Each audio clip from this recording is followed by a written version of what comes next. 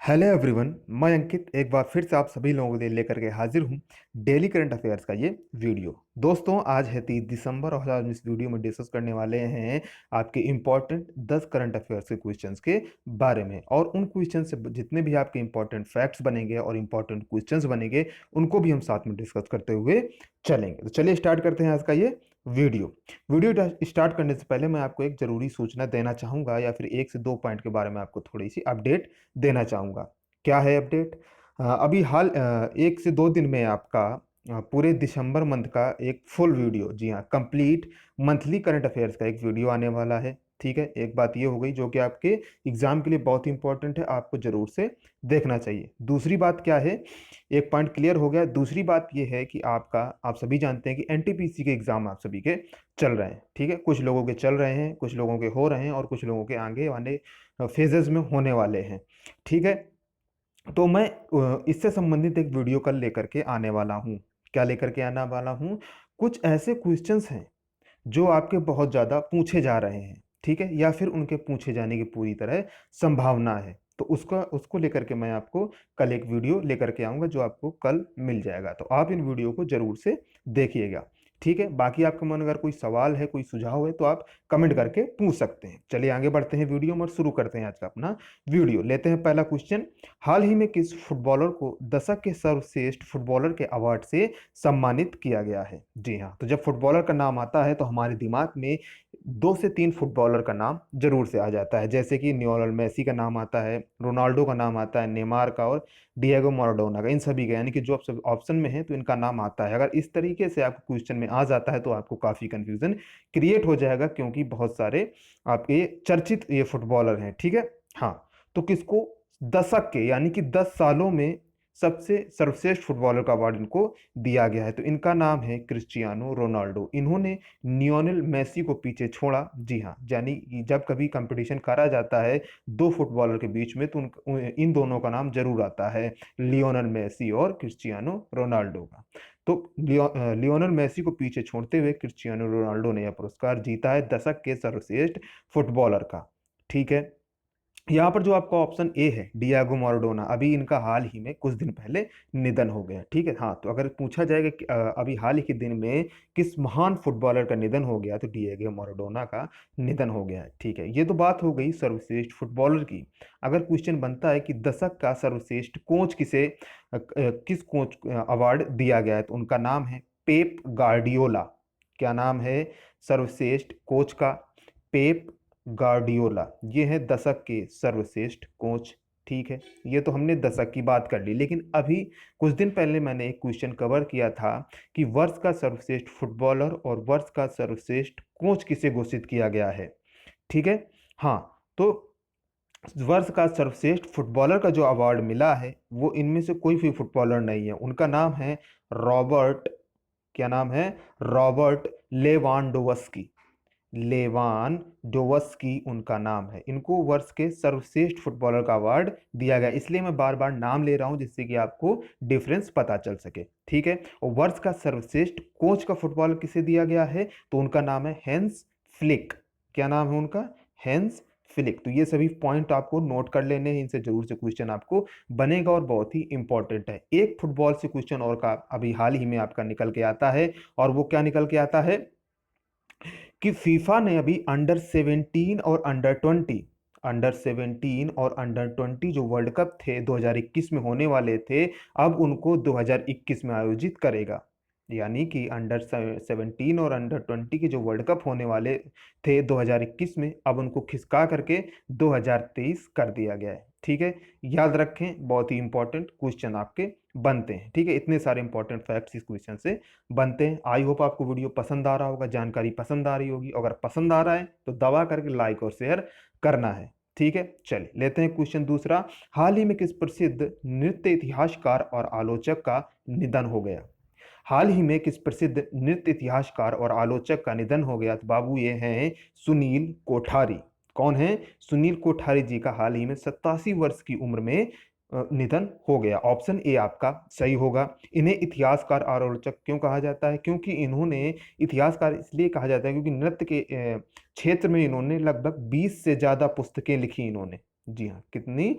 20 से ज्यादा पुस्तकें इन्होंने लिखी। इनके इस कार्य के लिए इनको 2001 में पद्मश्री पुरस्कार से भी सम्मानित किया गया था। कब किया गया? 2001 में। किस पुरस्कार से? पद्मश्री पुरस्कार से सम्मानित किया गया। चलिए आगे बढ़ते हैं तीसरे क्वेश्चन में। हाल ही में स्वास्थ्य मंत्रालय ने किस रोग की पहली स्वदेशी वैक्सीन लॉन्च की है? जी हाँ, बहुत ही ज्यादा चर्चित ये रोग है, ठीक है ना। हाँ, हर तीसरे व्यक्ति में आपको ये रोग देखने को मिलेगा, ठीक है। तो ये कौन सा रोग है? आपका निमोनिया है। ऑप्शन डी आपका सही होगा, ठीक है। तो इसकी जो वैक्सीन है वो किसने बनाई है? तो उसने वो बनाई है serum institute of India. Serum institute of India ने Bill and Melinda Gates foundation के भागीदारी से इसको डेवलप किया है, इसको विकसित किया है, ठीक है। तो आपने इंस्टीट्यूट का नाम जान लिया, और कौन फाउंडेशन है? Bill and Melinda gets. ये वही है, बिल गेट्स और बिल गेट्स की बीवी या पत्नी मेलिंडा गेट्स, उन्हीं के नाम पर एक फाउंडेशन चलता है जो सोशल वर्क करते हैं, ठीक है ना, सामाजिक कार्य में अपना कंपनी का जो पैसा है वो लगाते हैं, ठीक है ना। हाँ, तो उन्होंने मिल करके ये ये वैक्सीन डेवलप की है। इसका नाम क्या रखा गया है? नाम भी आपको जरूर से पता होना चाहिए। तो न्यूमोसिल, क्या नाम इसका नाम रखा गया है? न्यूमोसिल इसका नाम रखा गया है, ठीक है। इस समय आपका सीरम इंस्टीट्यूट ऑफ इंडिया काफी ज्यादा चर्चा में है, क्योंकि कोरोना जो वैक्सीन है उसके डेवलपमेंट में वो भी हिस्सेदारी पूरी अपनी निभा रहा है और दिन प्रतिदिन बेहतर काम कर रहा है। तो इसके बारे में थोड़ी सी आपको जानकारी पता होनी चाहिए, ठीक है। अगर आप एनटीपीसी का एग्जाम भी देने जा रहे हैं तो आपको सीरम इंस्टीट्यूट ऑफ इंडिया के बारे में पता होना चाहिए, क्वेश्चन पूछ सकता है, ठीक है ना, क्योंकि कोरोना के समय बहुत ही ज्यादा चर्चा में रहा। तो इसकी स्थापना हुई 1966 में। कब हुई? 1966 में। हेडक्वार्टर कहाँ है? पुणे में इसका हेडक्वार्टर है। और वर्तमान में इसके जो प्रेसिडेंट हैं इस कंपनी के, या फिर यूं कहें कि सीरम इंस्टीट्यूट ऑफ इंडिया के, वो हैं आदार पूनावाला। कौन है? आदार पूनावाला। नाम याद रखें, इंपॉर्टेंट है, पूछा जा सकता है, ठीक है। हाँ, मोस्ट इंपॉर्टेंट कैटेगरी में हम इसको डाल सकते हैं। चलिए आगे बढ़ते हैं चौथे क्वेश्चन की तरफ। हाल ही में आईसीसी ने किसे दशक का सर्वश्रेष्ठ वनडे प्लेयर चुना है? दशक का, हमने ऊपर डिस्कस किया दशक का फुटबॉलर, वो कौन था? क्रिस्टियानो रोनाल्डो थे। अब यहां बात आ गई आईसीसी ने किसे दशक का सर्वश्रेष्ठ वनडे प्लेयर चुना है? तो ये हमारे भारतीय cricketer Virat Kohli. Option B आपका सही होगा। विराट कोहली ने टेस्ट, टी20 इंटरनेशनल और ओडीआई, किसमें? टेस्ट, टी20 इंटरनेशनल और ओडीआई में मिला करके अब तक 20,396 रन बना लिए हैं। कितने? 20,396 रन बना लिए हैं। अगर बात की जाए दशक में, इस दशक में कोहली ने वनडे में कितने रन बनाए हैं? तो ये एकमात्र ऐसे खिलाड़ी हैं जिन्होंने इस दशक में 10,000 से ज्यादा रन बनाए हैं, ठीक है। हाँ, इस दशक में एकमात्र ऐसे खिलाड़ी हैं जिन्होंने 10,000 से ज्यादा रन बनाए हैं, ठीक है। ये बात हो गई। यहां पर आईसीसी ने एम एस धोनी को, इंडियन क्रिकेटर हैं एम एस धोनी, उनको दशक के ICC spirit of the cricket award से भी सम्मानित किया है। किस किस अवार्ड से? ICC spirit of the cricket award से भी सम्मानित किया है। किसे? एम एस धोनी से। तो आपको कंफ्यूजन नहीं होना चाहिए विराट कोहली और एम एस धोनी में, ठीक है ना। हाँ, मैंने आपके सभी पॉइंट्स क्लियर कर दिए। पांचवा क्वेश्चन लेते हैं। अच्छा, ऊपर चौथे क्वेश्चन से आपको आईसीसी का फुल फॉर्म कमेंट बॉक्स में कमेंट करके बताना है, और हो सके तो आप हेडक्वार्टर भी बता दीजिए, ठीक है। आईसीसी का हेडक्वार्टर कहाँ है? फटाफट से कमेंट बॉक्स में कमेंट करके बता दीजिए। पांचवा लेते हैं। हाल ही में परिवहन मंत्री ने किस कंपनी के वाहनों के अगले साल भारत में परिचालन की घोषणा की है? बहुत ही ज्यादा फेमस कंपनी है, और इसके जो फाउंडर हैं वो भी ज्यादा हमेशा, बहुत ही ज्यादा हमेशा चर्चा में रहते हैं। तो ये है टेस्ला। ये कौन सी कंपनी है? टेस्ला। आप सभी जानते हैं कि इलेक्ट्रिक कार निर्माता ये कंपनी है टेस्ला। इलेक्ट्रॉनिक कार बनाती है और हमेशा क्या है, चर्चा में रहती है, और बहुत ही अच्छी कार, बहुत ही उच्च श्रेणी की कैटेगरी की कार बनाते हैं। तो ये आपकी कंपनी है टेस्ला। ऑप्शन ए आपका सही होगा। अब बात हो रही है टेस्ला की, तो इसके फाउंडर के बारे में भी आपको पता होना चाहिए। हमेशा चर्चा में रहते हैं, कुछ नया हमेशा करते हैं। तो इनका नाम है एलन मस्क। सभी लोग चर्चित होंगे, कभी ना कभी इनका नाम जरूर से सुना होगा, ठीक है ना। हाँ, क्योंकि ऑटोमेटिव क्षेत्र में तो आप ये चर्चित ही हैं, लेकिन ये एरोस्पेस क्षेत्र में भी चर्चित हैं। जी हाँ, इनकी एक कंपनी है, स्पेस कंपनी है, स्पेस एक्स करके, ठीक है। स्पेस एक्स करके इनका एक एरोस्पेस कंपनी है, ठीक है ना। हाँ, इन्होंने कुछ समय पहले एक रॉकेट भी लॉन्च किया था, काफी हैवी रॉकेट था। तो याद रखें, अगर टेस्ला पूछ दिया है तो एलन मस्क, और स्पेस एक्स पूछ दिया जाए तो एलन मस्क। इसकी स्थापना कब हुई थी टेस्ला की? तो 2003 में हुई थी। इसका हेडक्वार्टर कहाँ है? कैलिफोर्निया। कैलिफोर्निया अमेरिका में इसका हेडक्वार्टर है। याद रखें, सभी चीजें इंपॉर्टेंट है। छठा क्वेश्चन ले लेते हैं। हाल ही में वनस्पति विज्ञानियों ने भारत के किस स्थान से वाइल्ड सनरोज की एक नई प्रजाति की खोज की है? तो किस स्थान से खोज की है? पूर्वी घाट, भारत का पूर्वी घाट से इन्होंने इस वाइल्ड सनरोज की नई प्रजाति की खोज की है। इसका नाम क्या रखा गया है? तो इसका नाम है पोर्टुलुका। क्या नाम है? पोर्टुलका। पोर्टुलका लाल जी।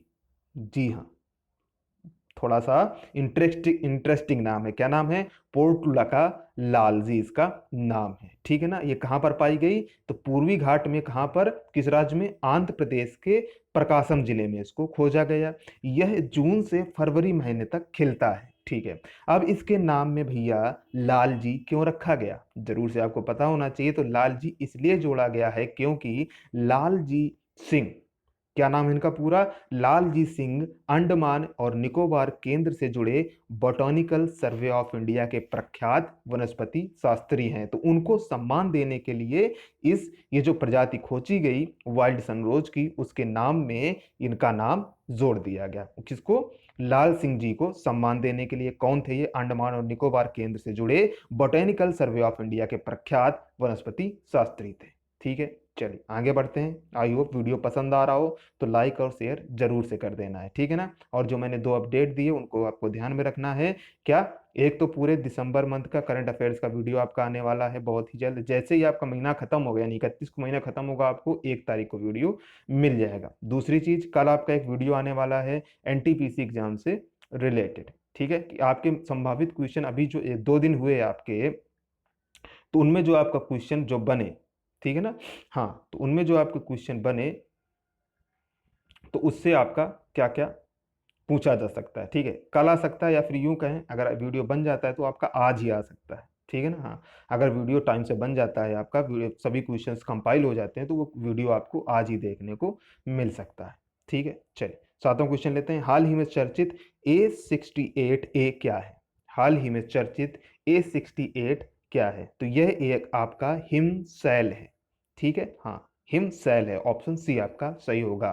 ठीक है, हाँ, तो ये आपका हिमशैल है। तो कहाँ से टूटा और कहाँ से बना, और आखिरकार ये हिमशैल क्या है? तो सबसे पहले बात कर लेते हैं हिमशैल होता क्या है। तो हिमशैल उसे कहते हैं जो ग्लेशियर से विखंडित होकर खुले पानी में तैरता है। ठीक है ना। आप सभी जानते हैं ग्लेशियर बहुत बड़े बड़े बर्फ के टुकड़े होते हैं, या फिर कहें कि ऐसी जगह जहाँ पर बर्फ ही बर्फ जमा रहती है और कुछ नहीं होता है, तो उस पूरे भाग को ग्लेशियर कहा जाता है। और जब उससे कोई बर्फ का टुकड़ा, मान लीजिए इतना बड़ा ये आपका ग्लेशियर है, देखिए मैं बताता हूँ। इस तरीके से मान लीजिए आपका इतना बड़ा ये पूरा ग्लेशियर है, तो इसका मान लीजिए इतना हिस्सा टूट करके अलग हो गया। ठीक है ना। हाँ, कितना? इतना हिस्सा अलग टूट करके अलग हो गया और पानी में तैरने लगा, तो इसको कहा जाएगा हिमशैल। ठीक है ना। तो आई होप आप समझ गए होंगे हिमशैल क्या है। तो अब ये चर्चा में क्यों है?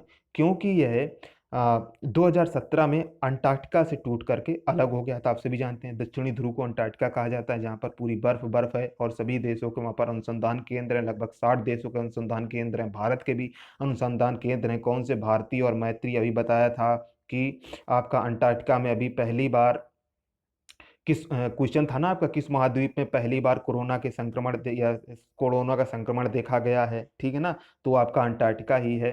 ठीक है ना। हाँ, तो यहाँ पर सभी देशों के क्या है, अनुसंधान केंद्र स्थित हैं। भारत के भारती और मैत्री यहाँ पर अनुसंधान केंद्र है। ठीक है, तो ये बात हो गई। तो ये जो हिमशैल है, ये 2017 में अंटार्कटिका से टूट करके अलग हो गया था। अब ये दक्षिण जॉर्जिया द्वीप की ओर बढ़ रहा है, इसलिए अब ये चर्चा में है। ठीक है ना। कहाँ पर? दक्षिण जॉर्जिया द्वीप की ओर बढ़ रहा है, इसलिए चर्चा में आ गया है। तो याद रखें A68 क्या है? हिमशैल। इसका नामकरण भी कर दिया गया, नाम है A68A।